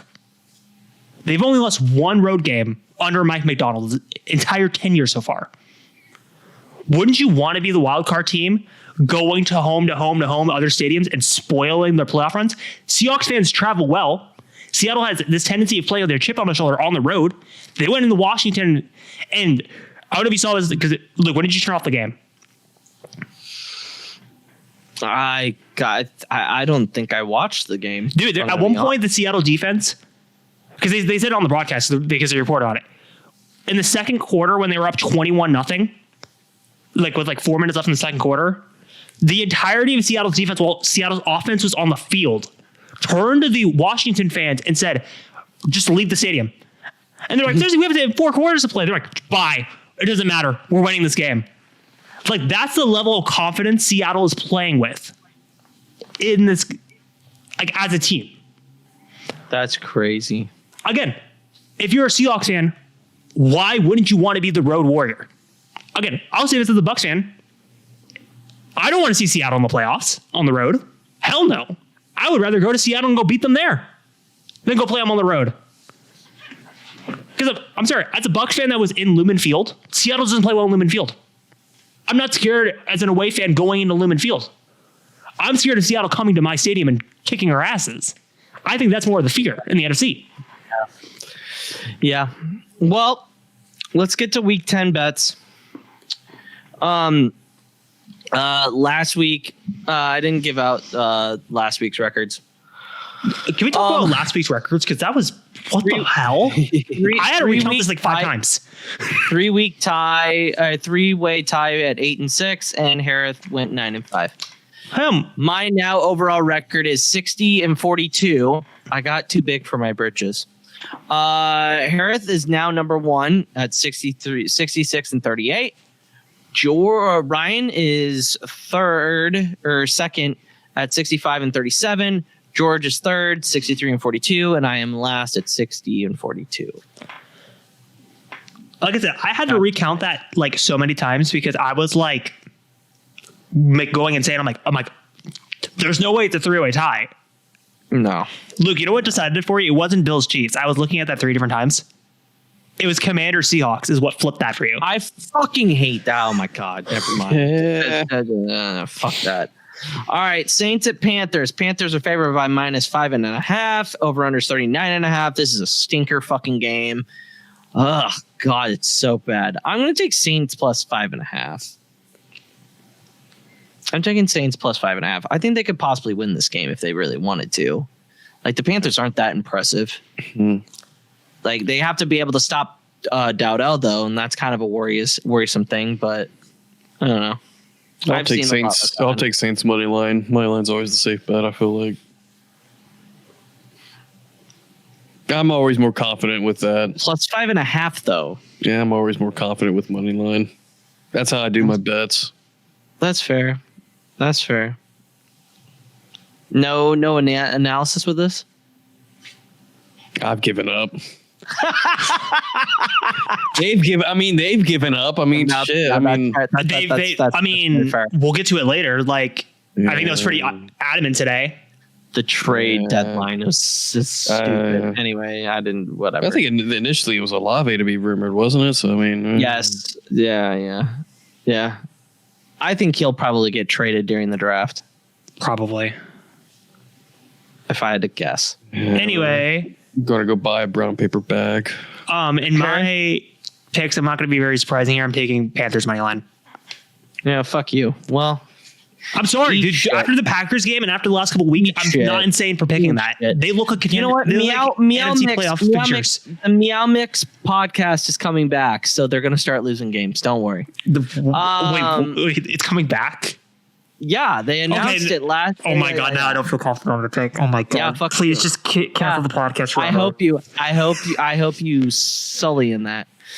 Next game we got is Patriots at Buccaneers. Bucks are favored by 2.5. Over under is 48.5. Give me the Buccaneers because fuck the Patriots. The Patriots need to lose a game to get them back to reality because I'm tired of Patriots fans being like, oh, Drake May is better, blah, blah, blah, blah, blah, blah, blah, blah. Shut up. You still haven't had enough time to be shitty. Suck for a while. Suck for another 15 years for all I fucking care. Y'all just deserve this the worst, actually. As much as Ryan complains about me being like, oh yeah, missing the playoffs, oh, Super Bowls. That's how it was being a Chiefs fan back in the early 2000s. Ryan, you guys won a Super Bowl in the early 2000s. It was the late 2000s. Yeah, well, you still won one. How many total Super Bowls have y'all won? 5. Yeah, shut up. 4. I don't give a shit. Anyway, I think we should all be fuck the Patriots at this point, right? I mean, I am. I am too, but I mean, I know everyone's gonna call this the Brady Bowl. Wait, hold on. Harris. Harris, please tell me you're taking Bucks. I am. Okay, let me get to my reasoning. So, Okay, good. everyone's gonna call this the Brady Bowl. You know what this bowl actually is? It's the MVP. It's the battle of the potential MVPs. Because this is, if you look at these next 3 games for Baker, this is to do or die. You got the Patriots, you got the Bills, and you got the Rams. And then you got Drake May. I hope y'all dog walk the next 2 games at least. Well, here's my thing with the Bucks. I don't think we're going to dog walk them. I think it's going to be an offensive shootout. I hope it's belt to fucking ass for both of these Here's teams. my hope. I mean, I put it in the group chat.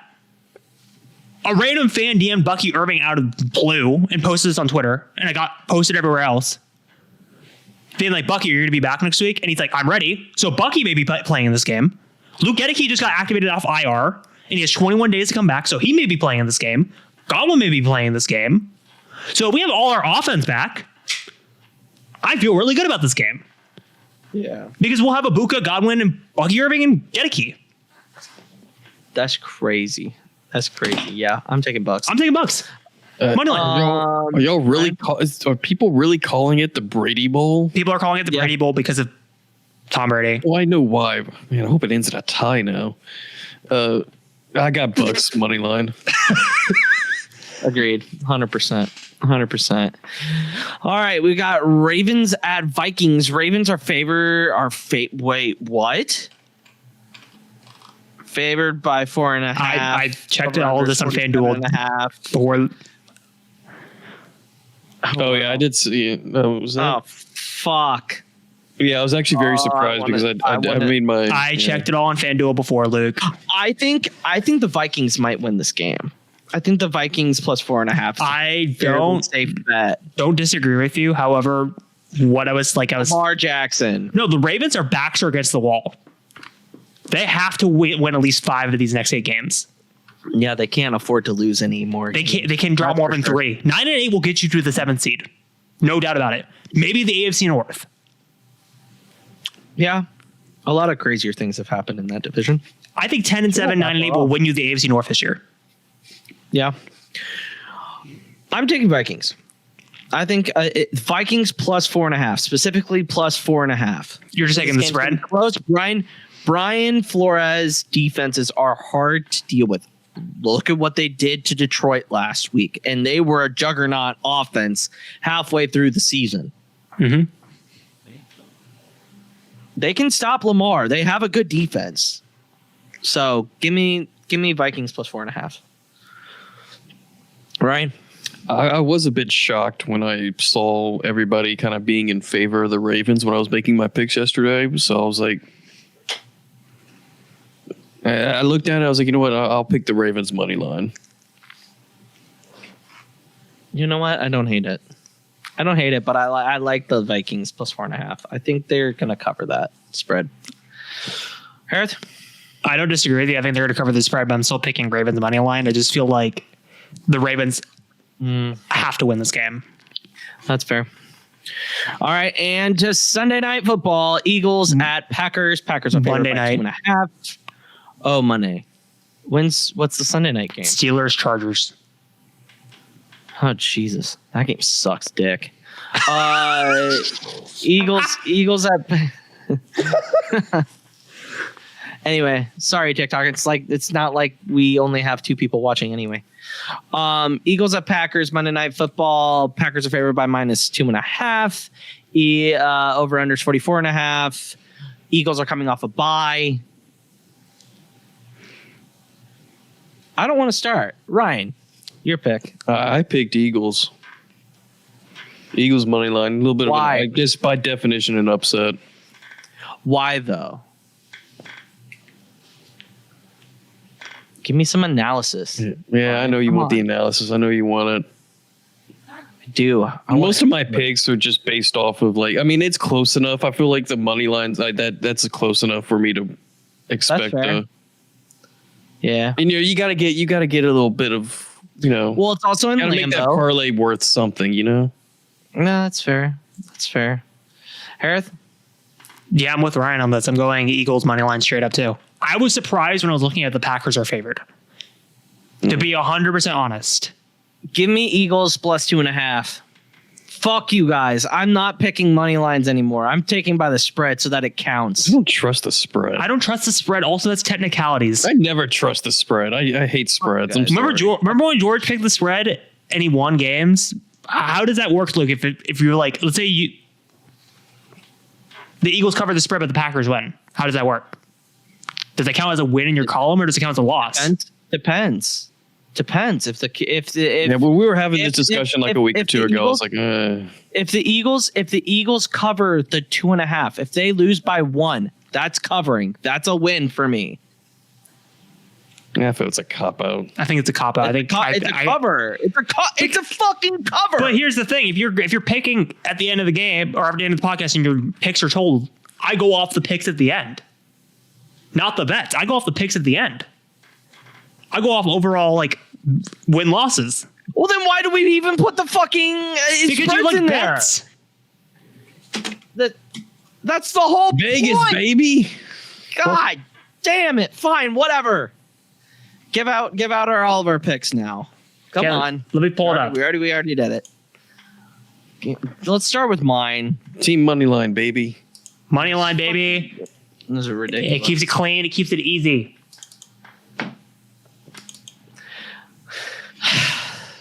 We're doing a football podcast. We're not the brightest people there. So no, we're not. We're a bunch of white people doing football podcasts. Are we really? Yeah, I don't disagree with that. That's very. Our specialty Star Wars. Why are we here? Why are we here? Did you guys hear that? All right, here's your picks, Luke. Mom Donnie one. Yeah, I heard about that. Oh wow. Anyway, Thursday Night Football, Broncos over Raiders, Panthers over Saints. Yeah, I'm keeping that. Jags over... Sorry. Jags over Texans, Vikings over Ravens, Bucks over Patriots, Rams over 49ers, Chargers over Steelers, Colts over Falcons, Bears over Giants, Bills over Dolphins, which should be a dog walk. Josh Allen shouldn't even play the second half.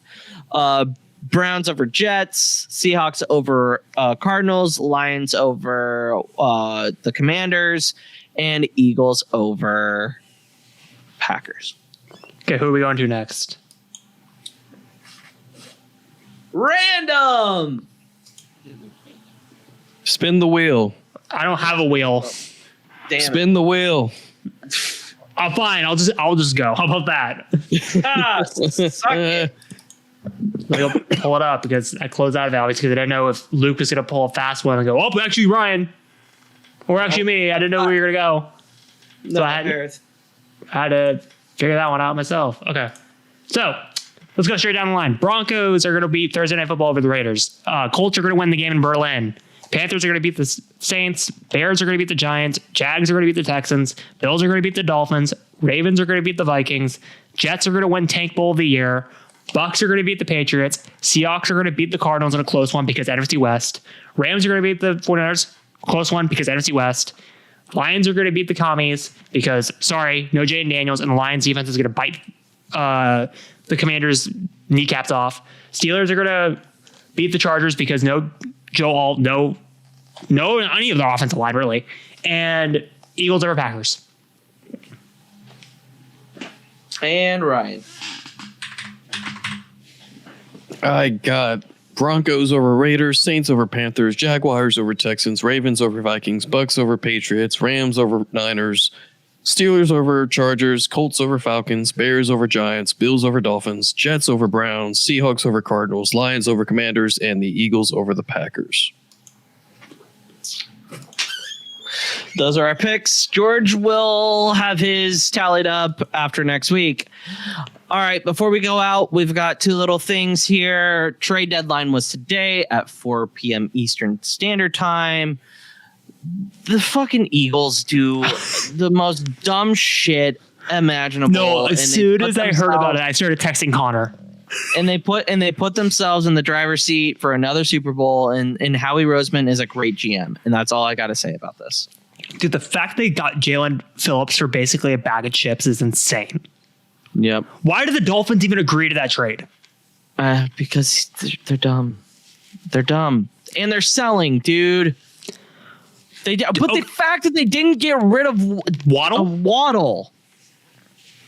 You could have gotten a pretty handsome. You could have gotten a first and a second possibly for him. No, I was texting about this in the group chat as soon as before we hit the trade deadline. If Tyreek Hill didn't have that season-ending injury, I think he would have been sold. He would have been the Chiefs. He would have gone back to the Chiefs, 100%. And this isn't just me. I think he regrets leaving Kansas City. Why wouldn't you? We've won three Super Bowls since. Remember when Tyreek Hill said been a part of the team? Tua Tagovailoa was a better quarterback than Patrick Mahomes? Yeah, not such a great look anymore. Ryan, Shaheed reunites with Clint Kubiak in Seattle for a 4th and a 6th. I think he was worth more than that. I think. Yeah, I was not impressed with what we got out of that. Yeah, I don't. Loomis, man. I am scared of Rashid Shaheed on Seattle because now they got another weapon that can extend the ball down the field. Yeah, and open it up for JSN for sure. Holy shit. Like, what are the Jets doing? Okay. Literally fire sale after fire sale after fire sale. But here's the thing. First, no, time out. Let me get this off because I live in South Jersey.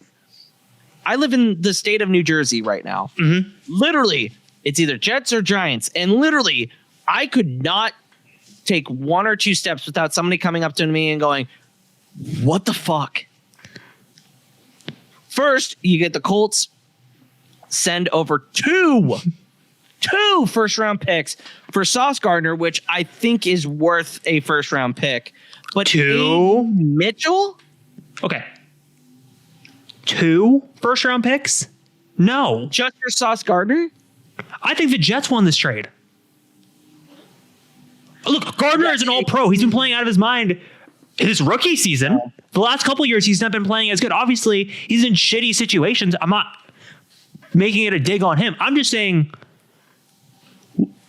I'm more worried about it from the Colts side of things. This is trades that bad organizations make because they think their window is closing in on them. Well, shit, your name is the New York Jets. You never had a window. It closed when... No, I'm talking about the Colts. I'm talking about the Colts, not the Jets. They think their window is closing on them. They got to pay a quarterback.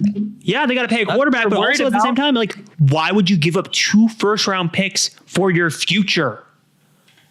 Because they drafted well in the first round this year. Yeah. And you see how that goes for the Colts. Why? Yeah. I'm sorry. I'm going to look at my camera and say this is the hot take this year. I could be wrong, or I could be perfectly right. The Colts are reminding me of what the Commanders did this last offseason. Oh, yeah. They're trading for veterans because they think their window is closing on them, when in reality, they should be focused on the future. Yes, you'll have to extend Daniel Jones to a contract, but I don't think it's going to be that much of a contract. I think it's going to be like the higher to mid-tier quarterback contract. I don't think he's going to get up there with the Allens and Mahomes and that kind of stuff. Yeah. So them giving up 2 first-round draft picks is stupid because you don't know who's going to be in the first round in the draft this year. So it's like, what are we doing? Yes, Sauce Gardner's a dog. Yes, he's an all-pro. Yes, he's an amazing quarterback. Yes, they need secondary badly. But for 2 first-round picks, you just shot your future in the foot. I don't know. Again, we'll see. The Jets draft horribly. So I get why people are not like undervaluing that. But if the Jets had a competent front office, dude, they'd be capitalizing on this. Front office. They don't have anything. Like literally, they just got rid of Quinnen Williams as well to the Cowboys for a first-rounder, which makes sense. By the way, you know what first-round pick it was? I should have clarified that in the outline. It wasn't the Packers' first-round pick. They give up the Cowboys' first-round pick, which is stupid on Jerry Jones' front. Yeah, well, Jerry Jones isn't a great fucking owner anyway. He's an idiot. Because you know the Cowboys aren't going to be picking in the top 20. Here's the other thing. I understand you're losing now, but literally the only good thing about your team is your defense. Well, Garrett Wilson and Breece Hall. You literally just said to them, you hired a defensive coordinator as a head coach, and you get rid of his 2 best defensive players. Well, here's the thing. I saw this because I was listening to Rich Eisen. So for the last couple of weeks, he's been trying to get Sauce Gardner on his podcast to like talk about what's going on with the state of the Jets, and the Jets wouldn't let them. They wouldn't let him talk to Sauce Gardner, which tells you they were shopping Sauce Gardner for a while. Oh yeah. So this wasn't just a spur of the moment. We're going to just trade him just because. Again, I'm not trying to justify the decisions of the Jets front office. I'm just saying, I think the haul they got out of it, if they play their cards right, may set them up. Yeah. They got to use it right though. Could. All right. Throw up the last one. All right. Because we're at the halfway point of the season, and I love funny things, and also I love things that age terribly on this podcast. We're going to look at our way too early playoff picture and potentially playoff predictions. This is our current AFC and NFC thing because oh Jesus, those are fucking awful. Because oh my God. Look, I love takes that age terribly. What can I say? I'm just gonna get the AFC out of the way. I think the Bills will get the 1 seed. I think the Chiefs make a run. I think they either get 2 or 3. Denver will make the playoffs. And I think the Chargers also make the playoff as a wild card team. I think the AFC West will get 3 teams into the playoffs. I'm surprised you're going that route because I thought you were going to go the route of as is and just be funny. Because that's the route I was going to go with. No, absolutely not. Because the Chiefs are making the playoffs. I don't think Jaguars make it. I don't think the Jags either. Fuck no. I don't think the Jags make it. The fact that we lost to that sorry ass organization is beyond me. Also, it's funny that if Pete Carroll made a 2-point conversion, the Chiefs would be the 7th seed right now. Thanks, Pete. You fucking cocksucker. Jesus. I also don't see the Steelers. I don't know. Maybe I don't see the Steelers. Steelers will be the 7th seed. Maybe we'll see. If I really wanted it my way, the Chiefs would be the 1 seed, but that's not going to happen this year. I've just kind of come to conclusions on that. Which, by the way, they still have the best fucking odds, according to ESPN, to win the Super Bowl. Mm-hmm. Really? But Luke, what's your thoughts on the NFC? I would switch Eagles and Bucks.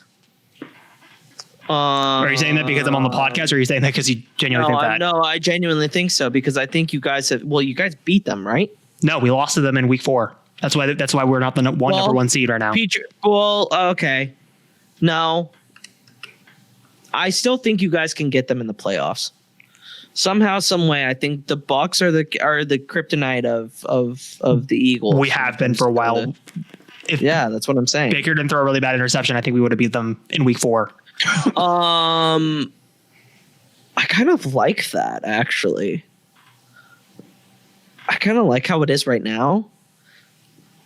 There's one glaring thing. I don't. The 49ers. The 49ers won, and the Lions being the 7th seed. That's crazy to me. That's wild to me, actually. That's very, very crazy to me. Dude, the Bears are the same record as the Lions. Crazy. They're one game out from getting back into the playoffs. That's crazy. That's wild. The NFC North is crazy. The AFC West is going to be crazy. The NFC West is going to be crazy at the end of the year. The NFC West has always been crazy. Yeah, I think but I think my hot take is that the AFC West gets 3 teams in. Interesting. Okay, so Ryan, what's your too early playoff predictions?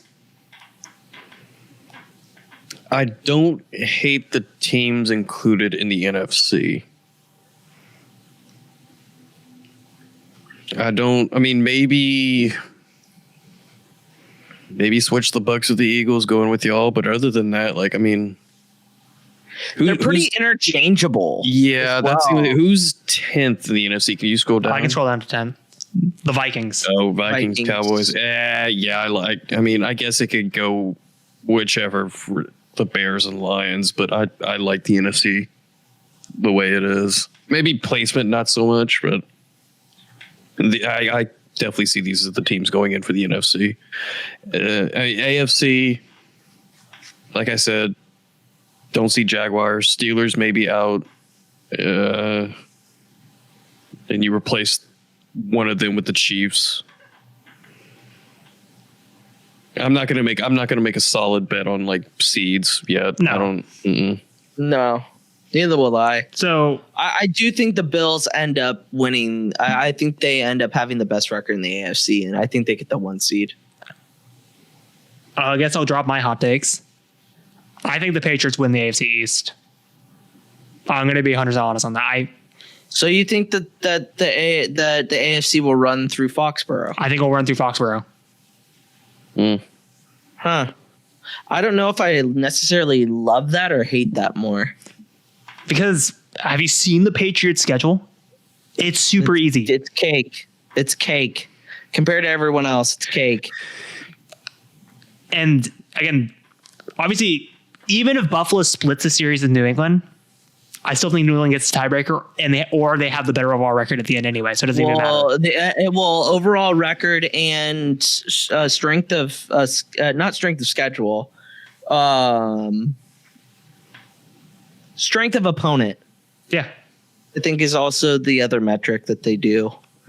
But yeah, I agree with you all AFC wise. I think the only team that I'm not feeling strong about, actually, are 2 teams, is Jags and Steelers. I think Jags fall off. I think they're not going to make the playoffs. I'd say obviously slotting KC, they're going to make it. That's like a duh obvious thing. But I also think the Steelers don't make it. They either don't make it or they get the 7th seed barely. Well, I mean, yeah. But think about that. Think about if the Chiefs don't make the playoffs. You know, I'm not trying to be mean, but you know how much like excitement would be in the air? That'd be a great podcast, though. It would be a great podcast because Luke would just be sitting here miserably hate watching the entire playoffs. Again, I don't think that's going to happen, Luke. I don't know. We'll see. Crazy shit has happened, but I don't. I think I think we'll be just fine. I think after the bye, Andy Reid has an insane. He's like one of the best coaches off of a bye, so I'm not really too worried about it. NFC wise, okay. I guess this is my hot take. Is even though y'all are riding with the Bucs at 1 seed, I hate that I'm saying this. Give me the Rams as the number 1 seed. Ooh, that means that they sweep the 40. No, they split one. They split with the 49ers. And they sweep Seattle. Wow. Because look. Okay, the Rams scared the shit out of me because they almost took out the Eagles last year in the playoffs. If Puka Nacua caught that one pass on the sideline in the snow, they win that game. Yeah. And the Eagles are not the same team they were last year. They're worse. So I think it's Rams 1, Eagles 2, Bucks 3. Then obviously Packers or Lions 4. It doesn't really matter. I think the Lions are going to win the NFC North, even though I think Green Bay is really strong this year. I think Green Bay is going to be a wild card team. Do you think the NFC North gets 3 teams in? I think they do. Really? I know I got a lot of shit from Niners fans and lives because I said the Niners aren't going to make the playoffs. And they're all like, you're crazy. They have a higher chance than the Lions right now. What are you talking about? Their injuries are going to catch up to them. Oh, for sure. Yeah, They absolutely. ran out of time. Yeah. And I think Chicago either gets in, or here's my crazier one. Either Minnesota gets in that spot too, or Carolina somehow sweeps in and gets in there as well. And they make the NFC South interesting. Oh, what about the Falcons though? Don't the Falcons? No. Really? The Falcons, really? I love. Like I would again, as much as the shit talk Falcons fans, I like the city of Atlanta. I like their fan base as a whole. However, they are too chokeable. Like they'll play competitive in games that matter, but the games that they should absolutely dominate in or win close margins, they choke. And they should like think about the Panthers 30-0 game earlier in the season. They should have won that game. Yeah. So that's true. That's why I think the seeding is going to go in that order.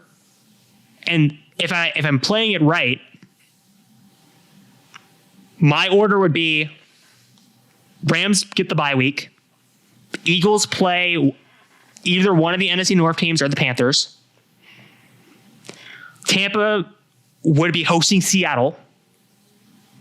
Ooh, that'd be a fun game. And then I'd enjoy that. And then AFC wise, I think it goes through Foxborough. I think the Colts get the number 2 seed. I don't think they fall off a cliff per se, but I think they're going to be up there in there.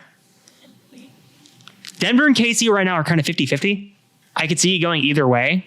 I could see KC being a wild card team. I could see Denver winning the division. I could see KC winning the division. It's honestly up in the air at this point, but I still don't think Denver misses the playoffs. I think they're too strong right now, and their defense is going to carry them there no matter what.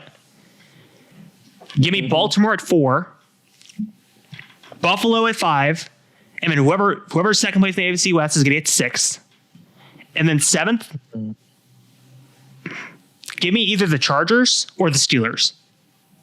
So here's the thing, though. Let's say the Chiefs win the AFC West. Yeah. Do they get the 3rd seed? They would get the 3rd seed. They get the 4th seed? See, that's crazy. Just because you win your division, shit, like these should be based on record. It shouldn't be based on division winners. But I agree and disagree at the same time, because I think division should matter at the end of the day. You won your division. I get it, but also having the best record, like, and the Chiefs get a home playoff game, but the Bills don't.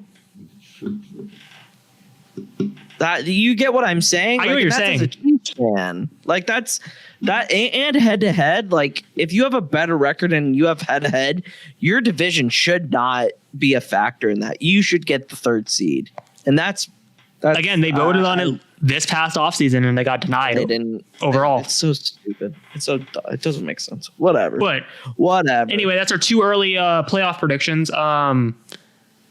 So far, seeding wise, you want to drop your 2 early Super Bowl predictions while we're at it and go make this age even worse? Chiefs, Rams. Chiefs, Rams. Chiefs win 28-20. Ryan? If you need time to think, I can blow it off mine real quick. Saints are mathematically eliminated from like Super Bowl contention, correct? Like mathematically, they're 1-7. Okay, yeah, they're mathematically eliminated. So no, they aren't. No, they aren't, because they could still win the next 7 games and be 8-8. 8-9 and still make the playoffs. Or we can just sweep the rest of the division, and everybody else just shit the bed. So I mean, there's less of them than a 1% chance, but there's still a chance. That's crazy. But anyway, I'll bet $5 on that. I love it for you. Shake. Hold on, let me see what the odds are on FanDuel. Why not? Fuck it. Ryan will make so much money if it happens. It won't happen, but he will if it does. Anyway, I'll fire off mine. Just to keep going.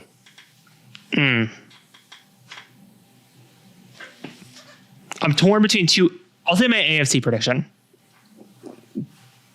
I don't have them winning the division overall. However, I do have them making it to the Super Bowl against miraculous odds. Luke, you're going to hate me when I say this. I'm sorry, Luke. Denver Broncos. Give me the Buffalo Bills. This is I think this is their year. They finally make it over the hump.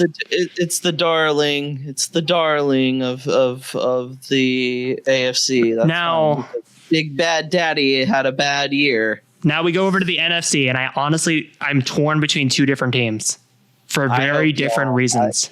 Just choose the Bucks, please, because that would. I hate to say it, Luke. I would want. This is going to correct me nuts. I haven't historically picked the Bucks in the playoffs. Even when we went to the Super Bowl, I didn't pick them that year. Ryan, I hate to say it, I picked the Saints that year. Is that? I'm torn between. Yeah, I right now, and I'm torn between the Rams and Lions for very different reasons. Oh my God, a Lions Buffalo Bills Super Bowl would be crazy. It would feed families. Oh my God, it would be awesome. I wouldn't even be upset. Like, that's a good game. Like, the Chiefs. I'm gonna go with the feel good Super Bowl. However, I will add a clarification. I'm not adding this so I get proven right in the future. I do really feel good about the Rams too, and I hate that I feel good about the Rams, and I think they could have that danger factor. That's why I said Chiefs Rams, but I could also see it being Bills Rams. I was gonna say Bills Rams, though. I do like the idea of Bills Lions. Bills Lions, I think is actually this is actually the season where I think it's actually possible. I think Bills Lions would be fun as hell to watch. Mm-hmm. That would be so much fun. If the Chiefs weren't in it, I don't know who I would root for. Like, it's first on both ends. Yeah, I think it would be like I think this year honestly is going to end like 2022 Super Bowl. I think it's going to be like the Bengals Rams, where it's like a really good match. I hope it's a good game. I hope that happens. That'd be fun. However, this is going to age like milk because we're all probably going to get proven wrong. Well, I hope we don't. Yeah, well, neither do I. I hope we picked it all right. All right, let's get out of here. We've been doing this for too damn long. Ryan, where can the good people follow you on the social medias? They can find me at RyanPW_ on Twitter and TikTok. Harris, where can the good people follow you? You can find me at Harris Productions on TikTok, Instagram, and Threads. And of course, you can find me here at Gridiron Guys every single Tuesday talking about the NFL and college football. And Ryan's putting his bet in right now for our audio listeners. Let's win $100,000. $10 would give me a $10,000 win if the Saints win the Super Bowl. Holy shit, that's crazy. Anyway, and of course, you can find me and Luke every Thursday if you're a Star Wars fan talking about our Mandalorian, because we were on our Mandalorian rewatch into the road for Mandalorian and Grogu. And Luke, where can the good people follow you? You guys can follow me at Gridiron Guys on all social medias. You can follow me on Twitter at egghead2123. You can follow me at Jedi Master Eggs on all social medias if you like Star Wars, Lord of the Rings, Game of Thrones. And you can follow me at the Pod Ones on every Thursday night. All right. Thank you guys so much. I will be streaming on TikTok Saturday night. We got Huskers at UCLA. Harris, are you going to be streaming Bucks? Probably not this week. Oh, okay. So no NFL stream unless I feel like I'm in a silly, goofy mood. But thank you guys. I would say Eagles Packers, but YouTube TV. Yeah. Get that shit figured out. Anyway, thank you guys so much for watching. Fellas, I hope I beat you guys with my records. You won't.